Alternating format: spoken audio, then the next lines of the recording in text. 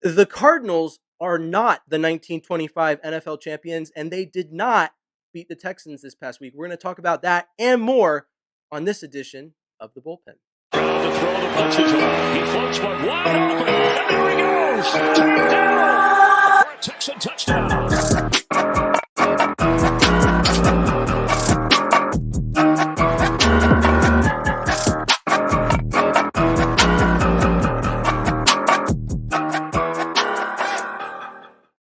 Hello and welcome. I am James Roy. This is Tom, and this is the Bullpen. On this Victory Monday, we are ecstatic to come to you to talk about the Texans, the 6-4 Texans, the firmly in the playoff race, the playing for number one in the AFC South next week Texans. But let's not get ahead of ourselves. We'll talk about that on Friday. It's Monday. Let's relish in this victory over the not 1925 NFL champion Cardinals. If you know, you know. Pottsville Maroons, all that. I mean, I'm not going to get into it. But Tom, how are you doing today? Man, I'm good. I'm really proud of this team. They are trying to work on the blood pressure of all Texans fans. They do not believe in making any of these easy. We're going to grind them out. But hey, they're on top at the end, and that's all we care about. And they're looking really good, looking really firmly in a position to contend for this division. It's interesting that you mentioned blood pressure because if there was ever a region that you don't want anyone messing with your blood pressure, it is certainly somewhere in Texas. Probably Houston. Definitely Houston. Don't mess with the blood pressure of the citizens of Houston. There's no room for it. And it's interesting that you mentioned the win and how that's what matters. And I agree with you, but I know we've already talked about this because we talk about this stuff very regularly, and I feel like I take a very different approach to this than you. But I've had a lot of people coming at me for my take on this. I tweeted pretty shortly after the game. I was like, "Hey, the Texans won. That's what matters." But looking forward, these last three games, like they is essentially what I equate it to is shutting the door and then letting the other team open it and shutting it again. And not a lot of teams will let you shut it twice, but doing it 3 weeks in a row, like you said, it's blood pressure. It messes with your blood pressure as a fan to see that happen. It's nice to know that this team can come in and they can end games after messing it up. It's a good attribute, but I'd like to see them close out a game when they have the chance earlier in the game. And I look towards the playoffs, and a lot of people are, oh, James, you're getting a little bit ahead of yourself. You're talking about the playoffs. This team is firmly in that discussion, but they haven't clinched. Why are we talking about how they're going to do in the playoff game? But someone brought it up. If the game or if the season ended today, the Texans would play the Jaguars in the playoffs. Do you think that they beat the Jaguars? I think they beat. It's a bad example because I think they beat the Jaguars 9 times out of 10 in any situation. There's really not any part of me that is super worried about the Jaguars. I don't hope I don't come back to regret saying that, but I mean, I've said it a lot of times, so there's already plenty of evidence that that's how I feel. But say any team but the Jaguars, the Chiefs, any playoff contender in the AFC, you come into a playoff game with this team and you look like you're going to close it and then you don't. Texans have experience with that 24-0. Does that ring a bell? Um, so when you go into the playoffs and you do that, like I love the success this team is having, but now the expectation has changed, and so I'll get more into that in a minute. But do you? I've asked this a lot. Do you have any concern about how this team will perform in the playoffs based off of the fact that they're just letting teams back in late in games? No, no. And I'm not gonna sit here and tell you who's gonna win a playoff game when there is an entire half of the season still left to be played. It is great. It is fantastic. It is awesome. It is so refreshing to have a team that you feel really confident in at this point of the season. I mean, I believe at this point they've won as many games as they won in the last two seasons. But to talk playoffs, it's a little premature. To talk expectations is a little premature. To think that this team could look this way in 8 games is a little premature because I believe that you just have to be, I guess, level-headed in a sense that it's still a rookie quarterback. It's still a rookie head coach. It's still a rookie offensive coordinator. And I was talking to my dad after the game. He always calls me. He hates that I do this with the PSF because it takes him away from it. And he's not tech savvy. He's not going to get on the app. So he loves to pick my brain. We got to get your dad on the app, man. I'd love to. I'm trying. It's on my list of stuff to do. I promise it is. Anyway, so he feels exactly like you. It's like talking to a mirror. He has the exact same concerns. He's talking the exact same way. He feels exactly how you feel about this team. He's already kind of like, well, we don't know. Let's see. They could be this, they could be that. And I'm like, Dad, you got to slow your roll. You got to slow your roll. There's a ton that can happen. I love that they're in this position. I think that they can be a playoff team. I think that they can win their division. But I'm not going to sit here and start counting my chickens and going, well, they would play the Jacksonville Jaguars and they would beat them. The fear, if anything, is that you would get the Jacksonville Jaguars in the playoffs because it is really, really hard to beat a team 3 times in one season. And they play Jacksonville this coming Sunday. So we both feel really confident they can beat Jacksonville at their house on Sunday. I don't have the stats in front of me, but I have to mention this right now. I remember in the playoffs in like the mid 2010s that was a discussion point, and on one of the major networks, they actually looked up the stats, and they could have changed between now and then, but they were talking about the Cowboys in particular and how they were going to have to like play the Eagles and beat them for a third time to move on. And the stats actually show that beating a team for a third time is not as hard as people think it is, statistically based off of history. But I agree with you as a fan that I don't like the idea of sweeping someone in the season and playing them. And I believe the division rivalries do carry that difficulty. I agree. And that's why I'm just like so pump your brakes, people, pump your brakes, James. I think that everything could still be had. They could still win the division. They could still make the playoffs. We could still have this conversation. We could also be saying that you remember that 3-game stretch where they weren't able to put teams away. By the end of the season, they figured that crap out, and they got on top of you, and they put their foot on your neck, and they did not let up. I understand in watching them that this is something they have to learn. These games, they've clearly had 2-score leads and they just didn't know what to do with them. If you watch the game, if you watch their offense, it totally changed. They got vanilla, they got more conservative. It was more, how can I get to the end of this game? As opposed to, yo, we're still playing. Let's keep doing things. Let's keep eating. And a perfect example for me was probably the San Francisco 49ers today. I watched them play Tampa, who the Texans just played recently, and they got up and they really never let them back in. Like letting them back in was 13 points. You know what I mean? It was 27-7 and that was ball game. And they did a great job of moving the football and getting into position and playing good defense. And you never ever thought Tampa could come back and win this game. They were never in it. And that's something I think the Texans over the time will learn. And we'll probably be talking about. Remember that 3-game blip? It was much to do about nothing.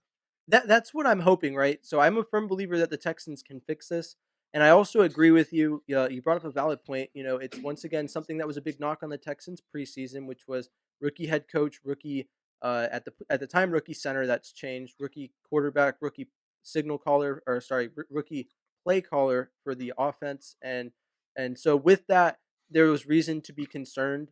My counterpoint to that, personally, and it's been brought up. A lot of people are like, "Well, preseason the Texans were 5.5 win team, and you should be so lucky that they beat that. They've got the over. We should just be blessed, and we should anything above that is the house's money," as you said earlier when I was talking and doing my Chicken Little impression on something else. But to that I'll say, I agree with you. We're halfway into the season, so it's a bit early to be talking playoffs, but it's a bit late to be talking about preseason expectations. They're nice to temper the fact that this team is young, this team will make mistakes, but at the same time, this team has played to a level that this is a 6-4 team. This is a team that has shown that they should be 8-2. There was 2 games that were really close. This team is as Patrick Storm said on Twitter, he brought it up, 5 points away from an 8-2 record. And so with that, the expectations of the preseason are not the expectations of now. This team now has expectations on them. There is that temperament to them with the fact that there's rookies in a lot of positions and this is a young team. But I'm not going to continue to view this team through the lens of preseason expectations halfway through the season. There's now, like, before the season starts, all we have to go on is the prior season and what they did in the offseason. I felt like a lot of people were low on the Texans based off of their offseason, and that the expectation should have been higher in that regard. So I was already higher on this team in the offseason. And then to see them meet a lot of the expectations I had, my record prediction preseason was 8-9. I think that was a trash prediction.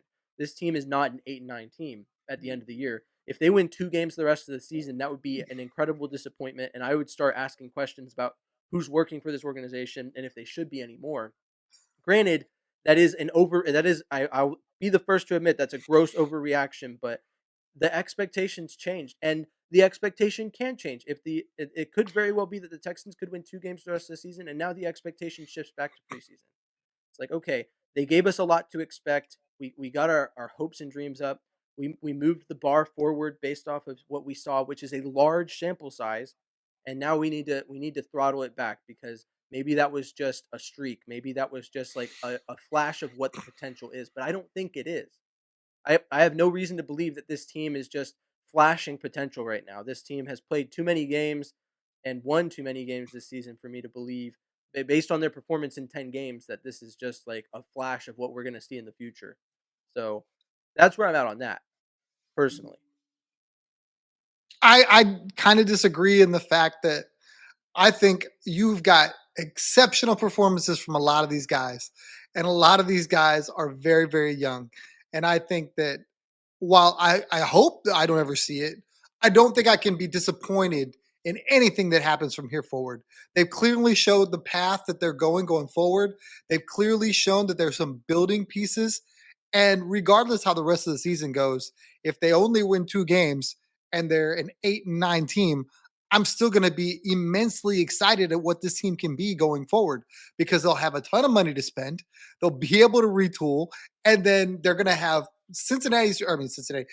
Cleveland's draft pick, which even though they won today, I still feel incredibly confident that that's going to be a very good pick. And draft capital, money, plus a lot of young talent. I mean, I don't have I don't have the same feeling now that I would have had at the beginning of the season, like hopeful. Now it's more like if, not when. Or no, I'm sorry. It's when, not if. I got that backwards. I feel like CJ, Tank, Will Anderson, these guys are going to make it happen. I just know I got to be patient and let it take its course, and just be thrilled that I got a football team that every Sunday I can watch and go, they can play with anybody. They can play with anybody. Now I feel partially when we break down the next week and we break down every week going forward, I'm gonna sit here and go, yeah, the Texans can win that game. Do I feel that they can regress some?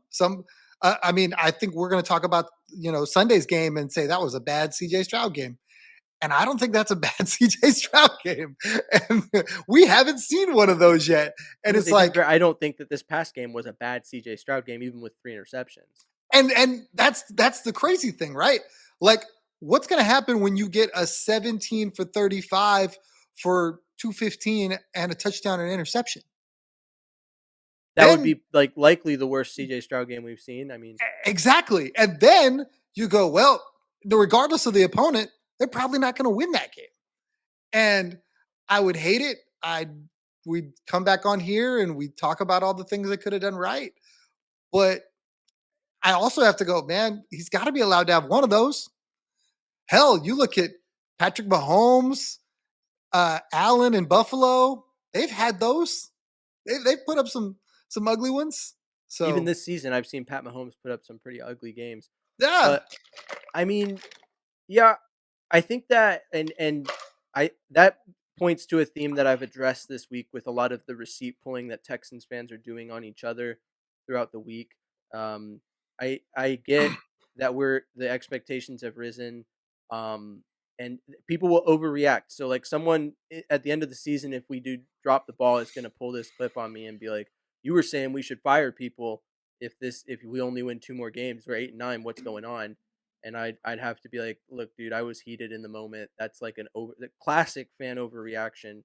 I agree with you that seeing the vision and what's happened so far, the thing that troubles me and makes it hard for me to rationalize it in this moment is that our schedule, per everything we know, is just so incredibly trash the rest of the season that to watch us lose most of the rest of the games the rest of the season is just difficult to believe. in my eyes. We're at a point where what we have 7 games left.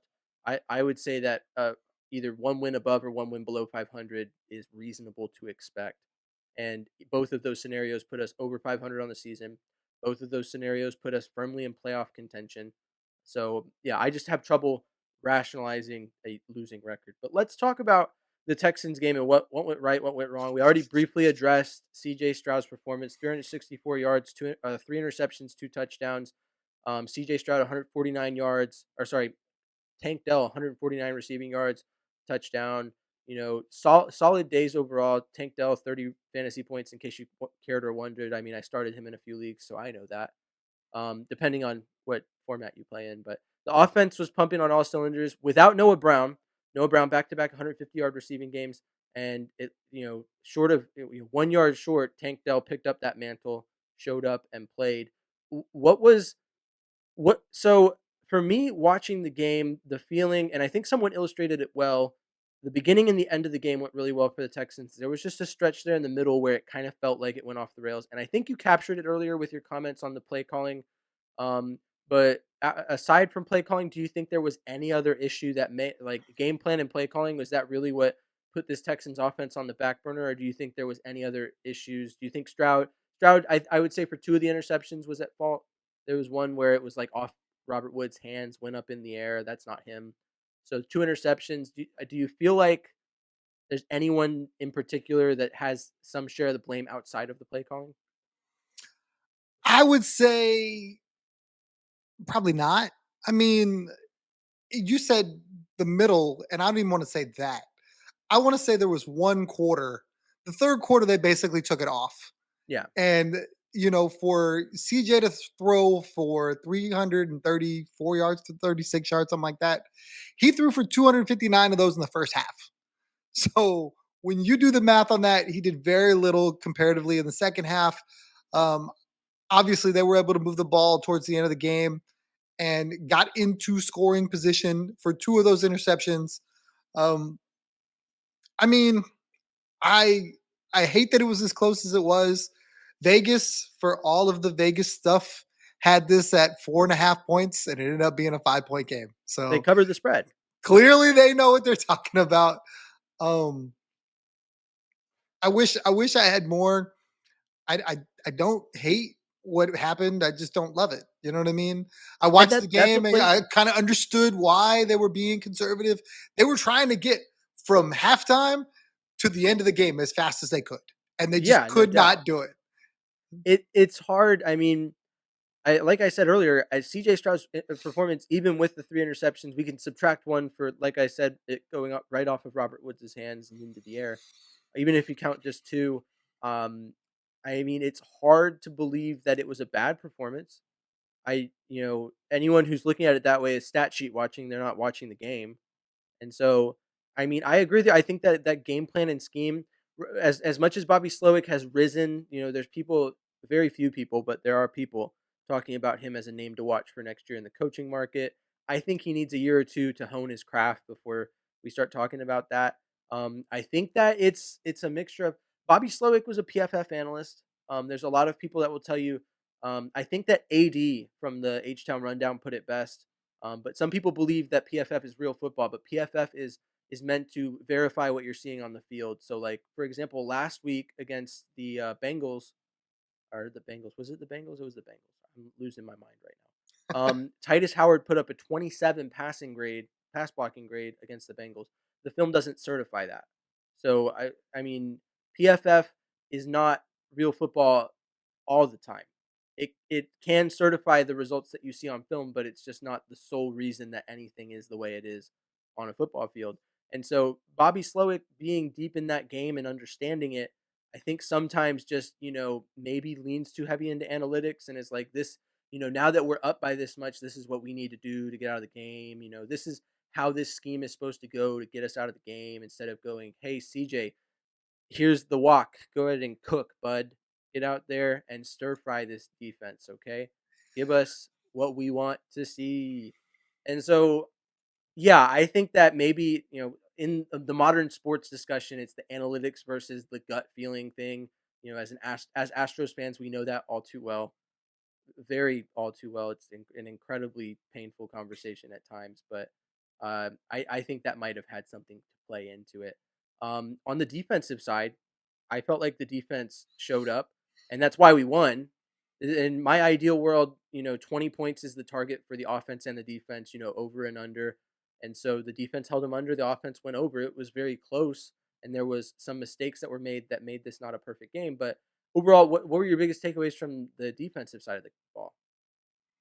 I can't say enough about Christian Harris. I loved the game that he played today. Cashman, the linebacking core is just so good right now, and that's without their leading tackler in Henry To'oto'o. So I just can't even imagine when they were able to put all three of them on the field for any length, and that includes Denzel Perryman too. I love what he does too. I think that linebacking core, which totally makes sense considering Miko was a linebacker in his prime. So for him to be able to coach that group up seems like a no-brainer, and they just personify him. They're so good, high motor. They're everywhere. They have all the tackles in the world. They interviewed Christian Harris after the game and told him how many tackles Cashman had, and he was like, "My word!" Like he couldn't believe he had like 19 tackles It and a was sack. 19, yeah. Yeah, yeah, yeah. So it's just amazing what those guys were able to do. Derek Stingley Jr. starting to look like the draft pick, starting to hold up his end of the bargain. They interviewed him post game, incredibly confident. You could see that was a game he needed for his confidence, just to be in front of the camera and say, "Yeah, man, I was out here, put in work." So, and then obviously Steven Nelson with the game sealing pass breakup. So when you look at this defense, and let's not forget Will Anderson who had a sack, which is always a talk, no matter how many pressures he has. Well, how many sacks did he have? How many sacks? How many sacks? Yeah. How many sacks? So I feel like all around there were so many bright spots on the defensive side of the ball. Uh, they really did what they needed to do, considering CJ left some stuff out there, which he admitted to as well in the post game, and made it closer than it had to be. Yeah, speaking of CJ's post game, you tweeted me and you tagged me. It literally went exactly how I described it. First and foremost, I'd like to thank my Lord and Savior Jesus Christ. There was some lessons to be learned from this, and I take the blame. That was like literally that's the script for a CJ Stroud post game press conference in a game that didn't go perfectly. That's pretty much it. But speaking on the defense, I agree with you 100%. I'm not even quite sure that Henry To'oTo'o is the leading tackler on the team after what Blake Cashman did today. He's been having some high volume tackling performances. I would not doubt it if he is the leading tackler on the team, or at least close to it. Um, Christian Harris, his personality and the way he is, I think where he really won me over, because I don't want to say I was wavering. I was one of the people I was definitely like, he's probably a starter or close to it for the team this year. And I think that with the right coaching up, he's an Alabama guy, and with D'Amico as the head coach, he is in a great position to just come and take a starting position on this defense and dominate. So, and a lot of people were saying he's like the new Fred Warner. I don't know if I agree with that.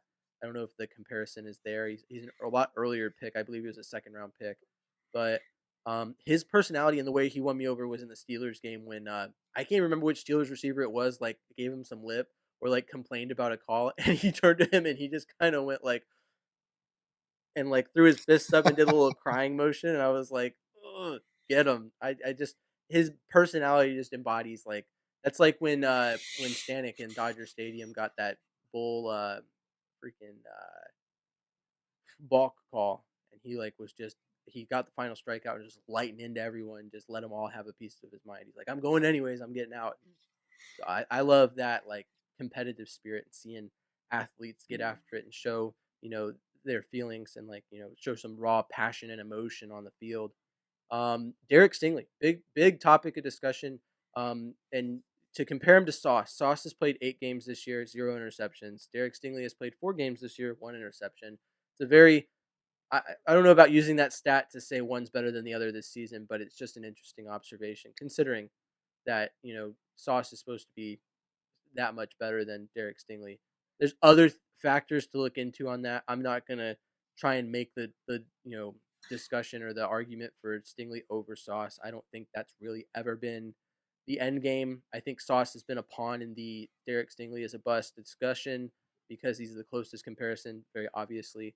I think that Derek has shown up so far this season and done exactly what a lot of Texans fans believed he could do. regardless of where they were at on him in terms of being in or out on the bus discussions.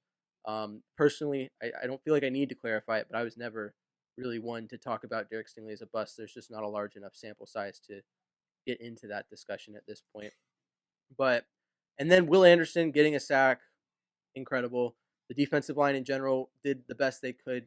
Kyler Murray just had a few plays where he scampered out, and like that was my big concern with him. That was my big concern with Lamar Jackson, but the defense held Lamar Jackson to basically nothing. Kyler Murray got the better of them on a few plays. There was one that was called back by a hold that was like a 50-yard rush, and I was just like, ugh. So that was one of those things that concerned me. But the Texans, I think, as a defense, just really locked it up. Number 30, Carter Houston, I believe is how you say it, Houston Carter or something or another. Um, Stepping up still in the stead of Jimmy Ward. I'm hopeful Jimmy Ward will be back soon, but it's nice to know that it truly is a next man up team. So yeah, defensively, I would say the defense bailed out CJ in a lot of ways and made his mistakes less impactful on the game.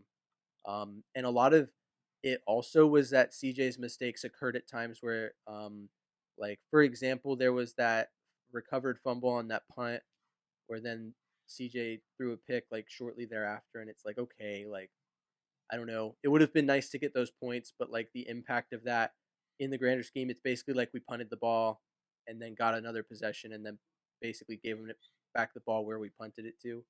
So I wasn't like super. That was the thing. That was throughout the game. That was the trend.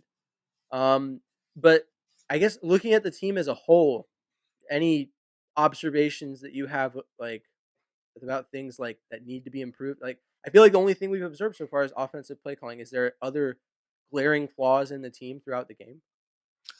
I would think situational football probably. There was a fourth down that they went for early in the game.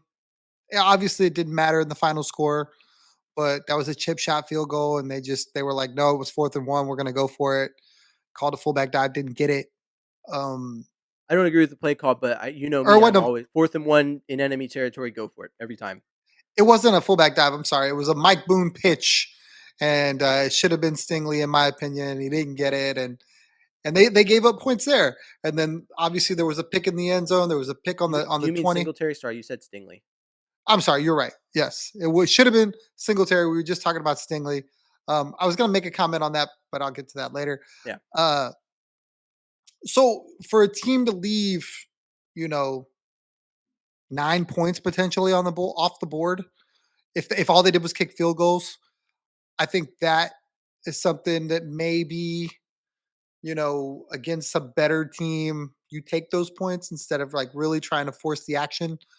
Uh, you always want your team to be aggressive, but I think 21 points beats a team like Arizona, where your defense is pretty good. 21 points may not be enough against a Chiefs team with Mahomes cooking or a Bills team when they're right. They're not right now. I mean, they beat the Jets today, but or yesterday, I'm sorry.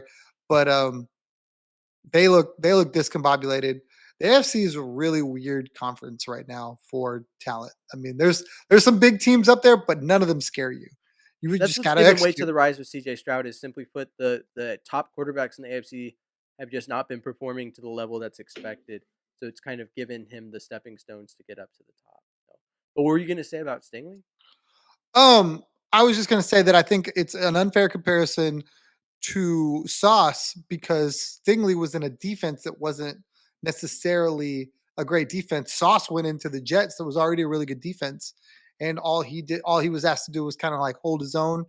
Where Stingley was asked to play in a different style, he played more zone than man. Everybody, coming out of college, he was an absolute man-to-man guy, put a guy on an island, that sort of thing. So I think honestly, if you really want to start the comparisons between the two, it should be now. You should start from this season, regardless of the injuries, and go, okay, this is where it's fair to compare Stingley to Sauce and go. Well, to me, I would take it with a grain of salt, right? Because now the shoe's on the other foot, eh, more so than it was last season, right? Like Sauce had his fair share of poor quarterback play last season, but that continues for him. So Sauce has been put in a lot of positions based on the ineptitude of the Jets offense where he's had to play a lot more defense. And both you and I know that even an elite defense, when asked to be on the field for like more than half of the game, it's a bend not break, but eventually it's going to break. So to hold that against him is to me not fair in the comparison. Granted, it is pro football; he has to be ready to play whenever. But Stingley now has a far better situation than Sauce in terms of offensive output, even with today's game. Today's game was lightweight that compared to what Sauce is getting day in and day out playing defense against teams because of the way that Zach Wilson plays football. So yeah, I feel like that's an important note, and I guess that just in general, I mean, like making a comparison between any two players, like their situations there's no cut and dry comparison between two players, whether it's era they played in or team they played for. Like some players have more help than others. That's just how it goes. So I think it's important to note that in any comparison. But with that, um, yeah, any final thoughts on the Texans Cardinals game? I'm glad they got the win. I was worried that it was a trap game. I was worried that Kyler would come in with a hot hand. And while he did have moments where he flashed, rush for a touchdown, that sort of thing, I still believe by and large they held him in check. He wasn't, such a factor that they couldn't overcome him. And now it sets up the heavyweight title fight that we wanted with the Jags in our building with a chance to claim first place. Yeah, no, I agree with you that and looking at Kyler Murray and who he was supposed to be, we've had that discussion this past week about, if they stick with him or try and move on because that's been a common topic this past offseason.